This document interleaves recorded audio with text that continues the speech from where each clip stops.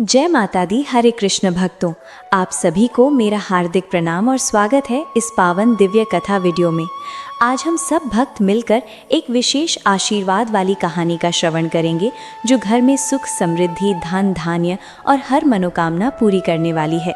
भक्तों, आज का दिन है 19 मार्च और दिन है गुरुवार, चैत्र मास के कृष्ण पक्ष की अमावस्या तिथि के आसपास। आज ब्रह्म मुहूर्त सुबह 5 बजे से 6 बजे तक रहेगा। सूर्योदय होगा सुबह 7 बजे पर, सूर्यास्त होगा शाम 6 बजे पर और आज अमावस्या तिथि सुबह 9 बजे से शुरू होगी, जो कि कल सुबह यानी 20 मार्च शुक्रवार को 7 बजे पर समाप्त होगी। और आज साध्य योग सुबह 7 बजे तक रहेगा, बाद में पूरा दिन शुभ योग रहेगा। राहु काल दोपहर 1 बजे से 2 बजे तक रहेगा।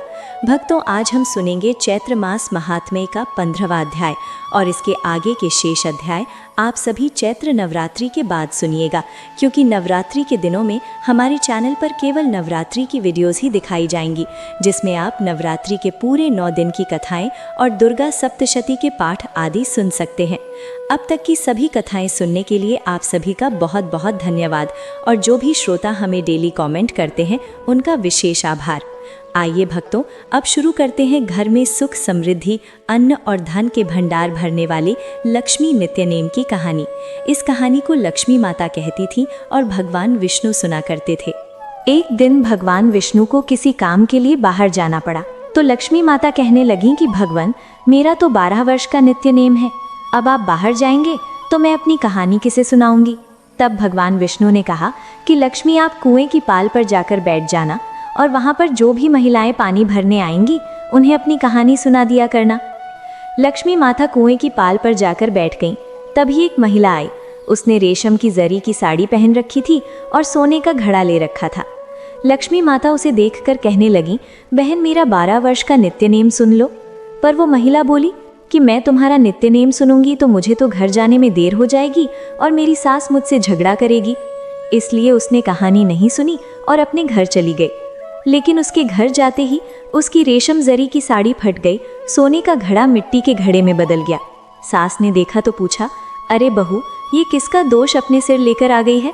बहू बोली, माँ जी, कुएं पर एक महिला बैठी थी, उसने अपनी कहानी सुनने के लिए कहा, लेकिन मैंने नहीं सुनी, शायद उसी का ये फल मुझे मिला है। बहू की बात सुनकर अगले दिन वही साड़ी और वही घड़ा लेकर सास कुएं की पाल पर गई। सास को वहीं पर लक्ष्मी माता बैठी मिली, तो माता लक्ष्मी ने कहा, बहन, मेरी कहानी सुन लीजिए। सास बोली, एक बार छोड़, मैं तो 4 बार कहानी सुन लूंगी। तब लक्ष्मी माता बोली, विष्णु आए, लक्ष्मण आए, देश के पुजारी आए, नित्य नेम का नेम लाए। आओ विष्णु, बैठो विष्णु, तपी रसोई जीमो विष्णु, माखन मिश्री खाओ विष्णु, दूध पतासा पियो विष्णु, सूत के पल का मोठो विष्णु, शाल दुशाला पोठो विष्णु, शाल दुशाला ओढ़ो विष्णु, जब बोलूं विष्णु ही विष्णु, विष्णु सवारी सबके काम, खाली घर भंडार भरेंगे, सबका बीड़ा पार करेंगे, श्री विष्णु जय विष्णु, जय जय विष्णु। सास बोली, बहन, कहानी तो बहुत अच्छी लगी। फिर कहानी सुनकर सास घर चली गई और उसकी साड़ी फिर से रेशम जरी की बन गई। मिट्टी का घड़ा भी फिर वापस से सोने के घड़े में बदल गया। बहू ने देखा तो कहने लगी, सास माँ, आपने ये सब कैसे किया? सास बोली, बहू, तो दोष लगा कर आई थी और मैं अब दोष उतार कर आ रही हूँ। बहू ने पूछा कि माँ जी, वो कुएं वाली महिला कौन है? सास ने बताया कि वो तो लक्ष्मी माता थी, वो पुराने से नया कर देती हैं, खाली घर में भंडार भर देती हैं, वो लक्ष्मी जी का वास घर में कर देती हैं और मनुष्य की जो भी इच्छा हो उसे पूर्ण कर देती हैं। बहू बोली, माँ जी, फिर तो ऐसी कहानी मुझे भी सुना दो। सास बोली कि ठीक है, तुम भी सुनो। फिर सास ने कहानी शुरू की। विष्णु आए, लक्ष्मण आए, देश के पुजारी आए, नित्य नेम का नेम लाए। आओ विष्णु, बैठो विष्णु, तपी रसोई जीमो विष्णु, माखन मिश्री खाओ विष्णु, दूध बताशा पियो विष्णु, सूत के पल का मोठो विष्णु, शाल दुशाला पोठो विष्णु, शाल दुशाला ओढ़ो विष्णु, जब बोलूं विष्णु ही विष्णु, विष्णु सवारे सबके काम, खाली घर भंडार भरेंगे, सबका बीड़ा पार करेंगे, बोलो श्री विष्णु जय विष्णु, जय जय विष्णु। कहानी सुनकर बहू बोली, माँ जी, कहानी तो बहुत अच्छी है। सास ने कहा, ठीक है, अब से हम इस कहानी को रोज किया करेंगे। अब सास बहू रोज सवेरे उठती, नहाती धोती और पूजा करने के बाद नित्य नेम की लक्ष्मी माता की कहानी कहती। एक दिन की बात है, उनके यहाँ पड़ोस की एक महिला आई और बोली कि बहन, जरा सी आंच तो देना। तो बहू बोली कि आँच तो अभी हमने जलाई ही नहीं। पड़ोसन बोली, तो फिर तुम सुबह 4 बजे से उठकर क्या कर रही हो? तो उन्होंने कहा कि हम तो सुबह सुबह उठकर पूजा करते हैं, फिर लक्ष्मी माता की नित्य नेम की कहानी कहते हैं। पड़ोसन ने उनकी बात सुनकर फिर कहा कि लक्ष्मी माता की कहानी कहने से तुम्हें क्या मिला? तब वे दोनों बोली कि लक्ष्मी माता की कहानी कहने से घर में भंडार भर जाते हैं, सारे काम पूर्ण हो जाते हैं, मन की इच्छा भी पूरी होते हैं। पड़ोसन ने कहा, बहन अगर ऐसा है तब तो फिर मुझे भी कहानी सुना दो। तब बहू बोली कि ठीक है, तुम भी ये कहानी सुन लो। विष्णु आए, लक्ष्मण आए, देश के पुजारी आए, नित्य नेम का नेम लाए। आओ विष्णु बैठो विष्णु, तपी रसोई जीमू विष्णु, माखन मिश्री खाओ विष्णु, दूध बताशा पियो विष्णु, सूत के पल का मोठो विष्णु, शाल दुशाला पोठो विष्णु, शाल दुशाला ओढ़ो विष्णु। जब बोलूं विष्णु ही विष्णु, विष्णु सवारे सबके काम, खाली घर भंडार भरेंगे, सबका बीड़ा पार करेंगे। श्री विष्णु जय विष्णु, जय जय विष्णु। पड़ोसन ने इस कहानी को सुना तो कहने लगी, बहन कहानी तो बहुत अच्छी लगी। अब वो पड़ोसन भी नित्य नेम लक्ष्मी माता की कहानी कहने लगी। कहानी कहने से लक्ष्मी माता ने पड़ोसन के भी धन के भंडार भर दिए। देखते ही देखते अब तो पूरे मोहल्ले में नित्य नेम की कथा चल पड़ी और हर किसी की मनोकामना पूर्ण होने लगी। हे लक्ष्मी माता, जैसे आपने उन सभी के भंडार भरे, वैसे ही हमारे भी भरना। कहानी कहने वाले, सुनने वाले और हुंकार भरने वाले सबके भरना। सभी प्रेम से बोलिए, लक्ष्मी मैया की जय। अब सुनिए चैत्र मास महात्म्य का आज का अध्याय। महर्षि व्यास कहते हैं, काल नामक दैत्य के मूर्छित हो जाने पर दुरासुर ने कुपित होकर विशाल गदा उठाई और वो स्वयं देवताओं पर टूट पड़ा। देवताओं ठहरो, तुम सब लोगों को आज मैं गदा से चूर्ण किए देता हूँ। तुम सदा से ही निर्बल हो, जहाँ कहीं भी इच्छा अनुसार बलि खा लेना तुम्हारा स्वाभाविक काम है। ऐसा कहकर अभिमान से चूर रहने वाला दुरासुर सुरेंद्र के ही पास पहुँच गया। देवराज सुरेंद्र ऐरावत हाथी पर बैठे थे। महाबाहु दुरासुर ने उनके कंधे पर गदा से चोट पहुँचाई। देवराज भी सावधान थे, उन्होंने भी अपने भयंकर वज्र से दानव की गदा तुरंत काट डाली। फिर दुरासुर को मारने के लिए बड़ी तेजी से वे आगे बढ़े। दुरासुर भी साधारण क्रोधी नहीं था, बल्कि उसने भी चमचमाती हुई तलवार अपने हाथों में ले ली। महान पराक्रमी सुरेंद्र सामने पहुंच चुके थे। आगे बढ़कर उस दैत्य ने उन पर तलवार चलाना आरंभ कर दिया। फिर तो दोनों में ही संपूर्ण प्राणियों को भयभीत कर देने वाला रोमांचकारी युद्ध ठन गया। तरह तरह के आयुधों का प्रयोग करके वे लड़ रहे थे। उस समय शरासुर ने एक ऐसी माया का आविष्कार किया था जिसमें संपूर्ण जगत को ही नष्ट कर देने की शक्ति थी, तथा मुनि भी जिसके चक्कर में पड़ जाते थे। दुरासुर ने शीघ्रतापूर्वक उसी माया का ही प्रयोग कर दिया और उस विचित्र माया के प्रभाव से वहां एक साथ ही करोड़ों दुरासुर प्रकट हो गए। रूप और पराक्रम में सभी एक समान दिखाई देते थे।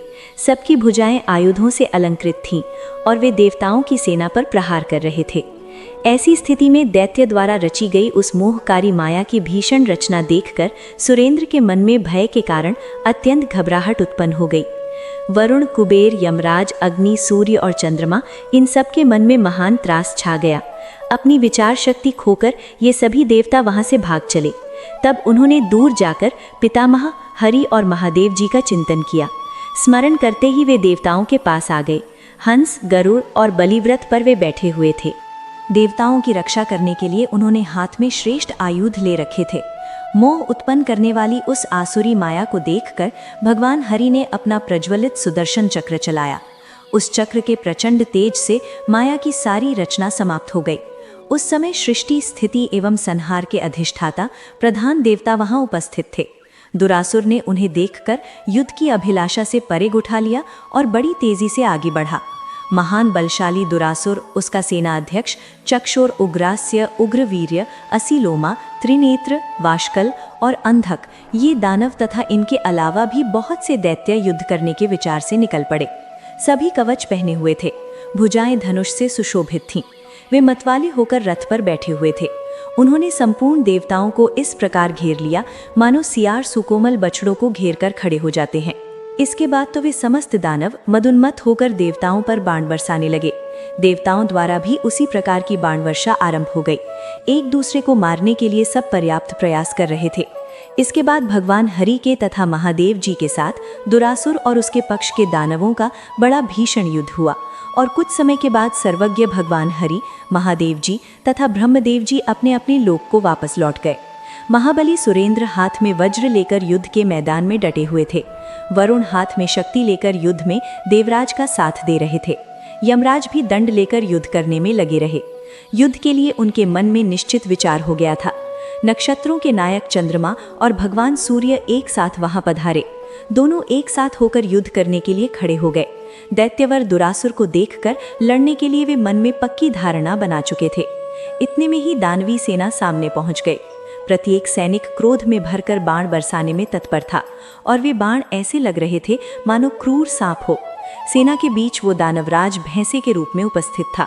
दोनों दल के सैनिकों द्वारा भीषण गर्जना आरंभ हो गई और देवताओं तथा दानवों की सेना में अत्यंत भयंकर संग्राम मच गया। उस समय उनके धनुष टंकारने और ताल ठोकने से ऐसी आवाजें निकल रही थीं मानो मेघ गरज रहे हों। महाबली दुरासुर अभिमान में चूर था। उसने सींगों से पर्वत के शिखरों को फेंकना आरंभ कर दिया। उसके फेंके हुए पत्थरों से देवता घायल हो गए। वो दैत्य बड़ा ही अद्भुत प्राणी था। उसके सर्वांग में क्रोध छाया हुआ था। उसने खुरों के आघात से और पूंछ के घुमाने से ही बहुत सारे देवताओं को मार डाला। तब लड़ने के लिए जितने भी देवता और गंधर्व वहां एकत्रित थे वे सभी अत्यंत डर गए। दुरासुर के इस पराक्रम को देखकर अब तो देवराज सुरेंद्र के पैर भी पीछे पड़ने लगे और वे फिर युद्ध भूमि से ही निकलकर भाग गए। शचीपति सुरेंद्र के भाग जाने पर वरुण, कुबेर और यमराज सभी भय से घबराकर विचलित हो गए। सम्यक प्रकार से विजय मानकर दुरासुर अब अपने महल की ओर प्रस्थान कर गया। दुरासुर ने देवराज सुरेंद्र के ऐरावत हाथी और कामधेनु गौ उचश्रवा घोड़ा को अपने अधिकार में कर लिया। फिर उसके मन में आया कि सेना को साथ लेकर मैं इसी समय स्वर्ग पर भी चढ़ाई कर दूं। उस समय देवता लोग भय से कातिर होकर इधर उधर छिपे हुए थे। देव सदन खाली पड़ा हुआ था। दुरासुर ने तुरंत वहां पहुंचकर अपना पूरा अधिकार जमा लिया। उसने स्वयं देवराज के दिव्य आसन पर बैठने की व्यवस्था कर ली। देवताओं के स्थानों पर दानवों के बैठने का प्रबंध कर दिया गया। इस प्रकार पूरे 100 वर्षों तक अत्यंत भयंकर युद्ध करने के बाद महाभिमानी दुरासुर सुरेंद्र का पद प्राप्त करने में सफल हो गया। उसके इस भीषण प्रयत्न से संपूर्ण देवता स्वर्ग छोड़कर पर्वत की गुफाओं में वर्षों तक भटकते रहे। इस भयानक स्थिति में उन्हें महान दुख क्लेश भोगने पड़े। राजन, निरंतर दुख सहने से जब देवताओं का साहस टूट गया तब वे सभी एकत्र होकर ब्रह्मदेव जी की शरण में पुनः गए, क्योंकि प्रजा का सारा भार चतुर्मुख ब्रह्मदेव जी पर ही रहता है। उनका रूप राजसिक है। उस समय कमल के आसन पर विराजमान होकर वेद का निर्माण कर रहे थे। उन्हीं के विग्रह से प्रकट हुए मरीच आदि प्रमुख मुनिगण, जो संपूर्ण वेदों के पारगामी और शांत स्वभाव हैं, सेवा में प्रस्तुत थे। सिद्ध, चारण, गंधर्व, किन्नर, पन्नग और उरग सबके सब उन देवाधिदेव जगतगुरु की स्तुति में संलग्न थे। देवता बोले, संपूर्ण दुख दूर करने वाले पद्म योनि ब्रह्मदेव जी, इस समय सभी देवता संग्राम में दानवराज दुरासुर से परास्त होकर पर्वत की गुफाओं में कालाक्षेप कर रहे हैं। स्थानच्युत होने के कारण उन्हें महान कष्ट भोगना पड़ रहा है। हमारी ऐसी दयनीय दशा देखकर भी आप दया नहीं करते, ये कैसी विचित्र बात है। सैकड़ों अपराध करके भी अपनी शरण में आए हुए पुत्रों को क्या निर्लोभी पिता त्याग कर उनका अधोगति में पड़े रहना स्वीकार कर सकता है? बिल्कुल नहीं। आज दैत्यों के सताए जाने पर हम समस्त देवता दीनता पूर्वक आपकी शरण में आए हुए हैं और अब भी आपकी उपेक्षा दृष्टि हो रही है। इस समय दुरासुर स्वर्ग और भूमि मंडल का राज्य भोग रहा है। ब्राह्मणों द्वारा यज्ञों में सर्वोत्तम भाग उसी को मिलता है। देव वृक्षों में श्रेष्ठ पारिजात के पुष्प उसे सेवन के लिए सुलभ हैं। यहाँ तक कि वो नीच समुद्र की अटूट निधि कामधेनु गौ से भी स्वयं लाभ उठा रहा है। देवेश, हम कहाँ तक वर्णन करें, आप तो सर्व ज्ञान संपन्न हैं। दुरासुर का सारा वृतांत आपको विदित ही है। इसलिए प्रभु, हम सभी आपके चरणों में मस्तक झुकाए हैं। विभु, दुरासुर अवश्य ही महान नीच है। उसके द्वारा निरंतर घृणित कार्य होते रहे हैं। तरह तरह के निंदित कर्मों में वो निरत है। जहाँ कहीं भी देवता जाते हैं वह वहीं पहुंचकर उन्हें कष्ट पहुंचाता रहता है। देवेश, हम सब देवताओं के तो आप ही रक्षक हैं। हमें कल्याण के भागी बनाने की कृपा करें। आप संपूर्ण देवताओं में श्रेष्ठ हैं। सबकी सृष्टि आप पर निर्भर है। आप आदि पुरुष और मंगलमय हैं। आप में अनंत तेज निहित है। सबको शांति प्रदान करना आपका स्वभाव ही तो है। हम सभी देवता प्रज्वलित दावानल जैसे संताप से संतप्त हैं। यदि आप हमारे शरण्य नहीं बनते तो भला आप जैसे सर्व समर्थ प्रभु को छोड़कर हम दूसरे किसकी शरण में जाएं? इस प्रकार स्तुति करके संपूर्ण देवता हाथ जोड़कर प्रजापति ब्रह्मदेव जी को प्रणाम करने लगे। उनके मुख पर अत्यंत उदासी छाई हुई थी। उस समय उन्हें अपार पीड़ा का अनुभव हो रहा था।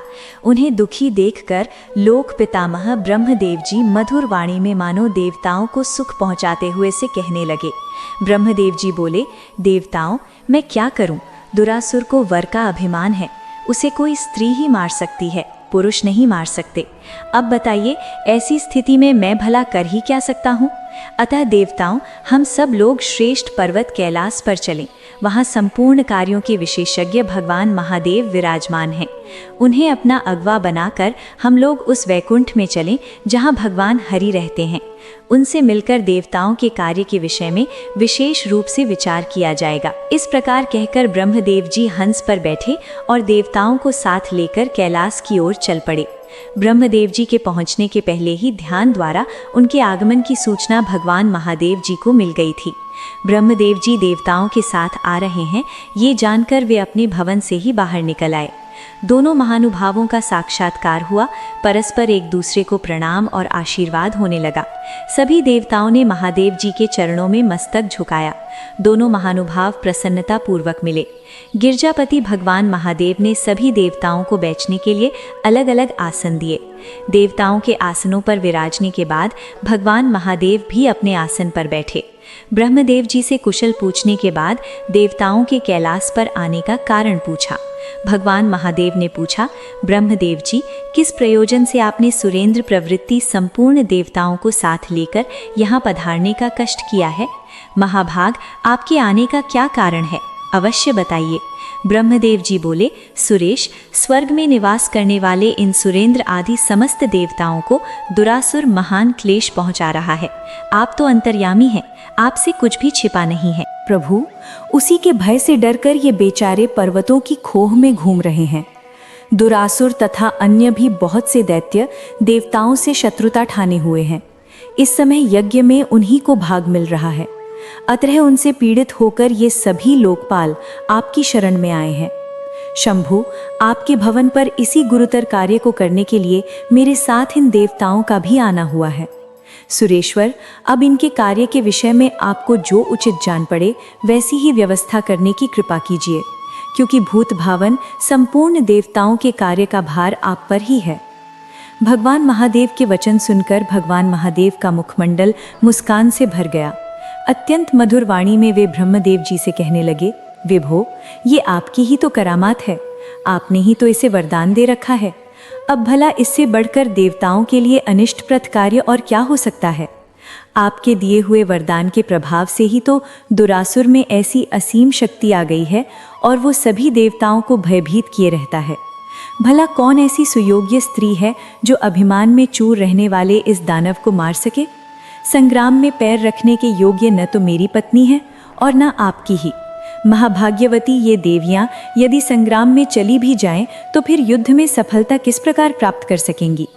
महाभागा, सुरेंद्राणी को भी युद्ध की कला ज्ञात नहीं है। दूसरी किस स्त्री में इतनी शक्ति है जो इस मदोन्मद दुष्ट दानव को मार सके? इसलिए मेरे मन में ये विचार उठता है कि हम लोग इसी क्षण भगवान हरि के पास चलें और उनकी स्तुति करके देवताओं का कार्य सिद्ध करने के लिए उन्हीं को बार बार प्रेरित किया जाए, क्योंकि संपूर्ण कार्यों को सिद्ध करने वाले बुद्धिमानों में सर्वप्रथम उन्हीं का तो स्थान है। उनसे मिलकर ही कार्य के संबंध में विचार करना उचित होगा। वे किसी प्रपंच से अथवा बुद्धि से कार्य सिद्ध होने का कोई ना कोई समाधान प्रस्तुत कर ही देंगे। भगवान महादेव की इस प्रकार की बातें सुनकर ब्रह्मदेव जी संपूर्ण प्रधान देवताओं ने उसका अनुमोदन किया। फिर तुरंत जाने के लिए वे सब लोग उठ खड़े हुए। भगवान महादेव ने भी साथ दिया। अपने अपने वाहनों पर सवार होकर वे वैकुंठ को चल पड़े। उस समय कार्य में सफलता की सूचना देने वाले अनेकों शुभ शकुल उन्होंने देखे। शुभ की सूचना देने वाला कल्याणमय वायु उत्तम गंध फैलाता हुआ बहने लगा। रास्ते में जाते समय जहां तहां पवित्र पक्षी उत्तम बोली बोलते हुए मिले। आकाश निर्मल हो गया, दिशाएं स्वच्छ हो गईं। इस प्रकार देवताओं की यात्रा काल में मानो सभी शुभ योग सुलभ हो गए हों। प्रिय श्रोताओं, इसके बाद आगे जो कुछ भी हुआ उसका वृतांत आप सभी अगले अध्याय में जरूर सुनिएगा। और ये अध्याय आपको लगातार नवरात्रि के दिनों में माँ के जो सभी 9 रूप हैं उनकी कथाओं के साथ साथ सुनाए जाएंगे। तो आप इन कथाओं को नियमित रूप से जरूर सुन लीजिएगा। अब सुनिए तुलसी माता की आरती। तुलसी महारानी नमो नमो, हरि की पटरानी नमो नमो। धन तुलसी पूर्ण तप कीनो, धन तुलसी पूर्ण तप कीनो। शालीग्राम बनी पटरानी नमो नमो, तुलसी महारानी नमो नमो। जाके पत्र मंजरी कोमल, जाके पत्र मंजरी कोमल। श्रीपति कमल चरण लपटानी नमो नमो, तुलसी महारानी नमो नमो। धूप दीप नैवेद्य आरती, धूप दीप नैवेद्य आरती। पुष्पन की वर्षा वर्षानी नमो नमो, तुलसी महारानी नमो नमो। 56 भोग 3600 व्यंजन, 56 भोग 3600 व्यंजन। बिन तुलसी हरि एक नमानी नमो नमो, बिन तुलसी हरि एक नमानी। तुलसी महारानी नमो नमो। सभी सखी मैया तेरो यश गावे, सभी सखी मैया तेरो यश गावे। भक्ति दान दीजे महारानी नमो नमो, तुलसी महारानी नमो नमो। हरि की पटरानी नमो नमो, तुलसी महारानी रानी नमो नमो। तुलसी मैया की जय। भक्तगण, आपको ये कथाएं कैसी लगी हमें कमेंट करके ज़रूर बताइएगा। अगर आपको कथाएं अच्छी लगती हैं तो वीडियो को लाइक कीजिएगा और चैनल को ज़रूर सब्सक्राइब कीजिएगा। मिलते हैं अगली कथा में। राधे राधे भक्तगण।